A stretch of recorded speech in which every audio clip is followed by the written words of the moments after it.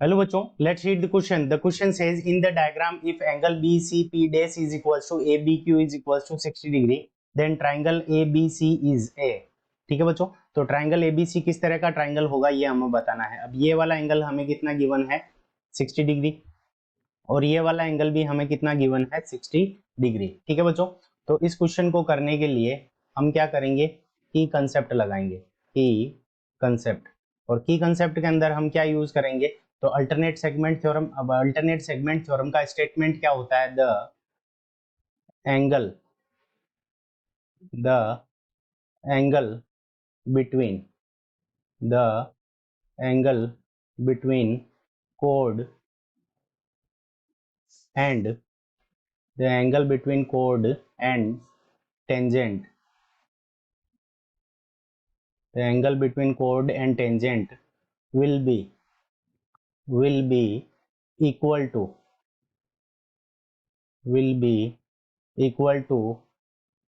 angle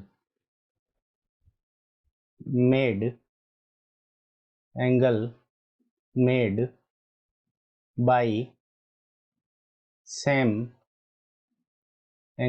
by same chord in alternate segment.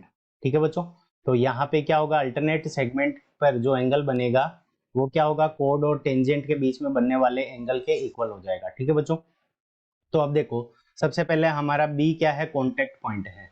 तो यहाँ पे ए बी एक कोड हो गई और क्यू बी या फिर क्यू क्यू डैश ये हमारी क्या हो गई, टेंजेंट हो गई. तो कोड और टेंजेंट के बीच में एंगल कितना बन रहा है 60 डिग्री का. तो ए बी के पीछे वाला ये हमारा सेगमेंट हो गया. तो अल्टरनेट सेगमेंट कौन सा हो जाएगा हमारा, ए सी बी. ये पूरा आर्क हमारा अल्टरनेट सेगमेंट हो गया.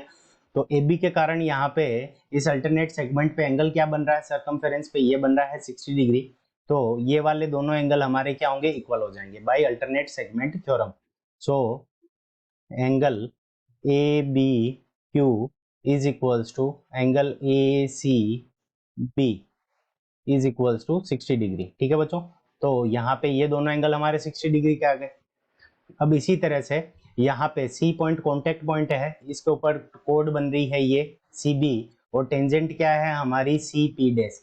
तो इन दोनों के बीच का एंगल, अब इस सी बी के कारण ये तो हो गया उसका सेगमेंट सी बी का ये वाला पार्ट, और अल्टरनेट सेगमेंट क्या हो जाएगा, ये पूरा पार्ट ए सी बी. तो इसके कारण इस सी बी कोड के कारण जो यहाँ पे एंगल बनेगा सरकमफेरेंस पे, तो एंगल सी ए बी की वैल्यू भी हमारी कितनी हो जाएगी, 60 डिग्री हो जाएगी. So C P dash B is equals to angle C A B is equals to हमारे पास में क्या आ जाएगा, ये 60 डिग्री. ठीक है बच्चों, तो ये दोनों एंगल हमारे 60 डिग्री के आ गए. अब यहाँ पे ये तीनों एंगल का सम क्या होना चाहिए, ये 180 डिग्री होना चाहिए. ठीक है बच्चों, तो angle P C A plus 60 degree plus 60 degree is equals to 180 degree. ठीक है बच्चों, क्योंकि ये तीनों एंगल क्या बन रहे हैं, एक लाइन के ऊपर बन रहे हैं. तो angle P C A is equals to हमारा कितना हो जाएगा, 180 डिग्री माइनस 120 डिग्री. ठीक है बच्चों, तो यहाँ पे हमारे पास में एंगल पी सी ए की वैल्यू कितनी आ जाएगी, तो 60 डिग्री आ गई. अब ये वाला एंगल 60 डिग्री का है, तो देखो यहाँ पे ये सी कॉन्टेक्ट पॉइंट, तो यहाँ पे ये टेंजेंट पी सी और ये कोड क्या है हमारी ए सी. अब इन दोनों के बीच का एंगल क्या है 60 डिग्री. तो ये कोड क्या करेगी, अल्टरनेट सेगमेंट पे उतना ही एंगल बनाएगी. तो अल्टरनेट सेगमेंट पे ये वाला एंगल हमारा कितना हो गया, 60 डिग्री. ठीक है बच्चों, तो यहाँ से हमारे पास में आ जाएगा angle P C A is equals to angle C B A is equals to 60 degree. ठीक है बच्चों, तो ट्राइंगल के तीनों ही एंगल हमारे क्या हो गए, 60 डिग्री हो गए. तो ऑप्शन बी इक्विलेटरल ट्राइंगल इस क्वेश्चन का करेक्ट आंसर हो जाएगा. Option B equilateral triangle is the correct answer of this question. I hope you understood it well. Best of luck. Thank you.